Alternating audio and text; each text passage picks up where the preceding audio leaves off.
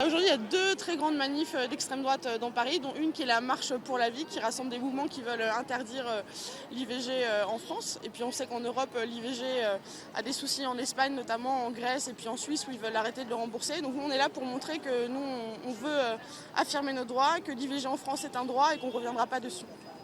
Pourquoi c'est important l'IVG?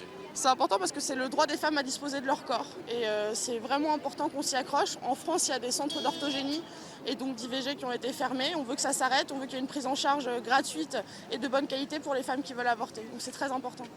Ce qui justifie ma présence, c'est d'une part la solidarité avec des femmes dont les droits se retrouvent en danger aujourd'hui. Et d'autre part, je ne pense pas que ce soit si surprenant en fait, que des hommes se sentent concernés, puisque la contraception, ça devrait être l'affaire de tous. Les embryons n'arrivent pas tout seuls dans l'utérus des femmes. Et les hommes devraient prendre un peu leurs responsabilités plutôt que de considérer lâchement que la contraception, c'est seulement l'affaire des femmes.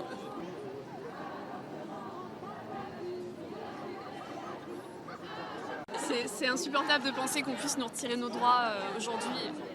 J'arrive pas à comprendre et c'est pour ça que je suis là. Je pense que la loi aujourd'hui elle est bien faite, il y a des délais, il y a un nombre de semaines particulier et ça a été fait par un comité d'éthique donc je pense que dire que c'est déjà un enfant, non. Enfin, c'est pas un enfant, la vie de la femme est quand même plus important que ça. Le combat pour le droit des femmes, qui est le combat pour leur émancipation, est un combat émancipateur également pour les hommes.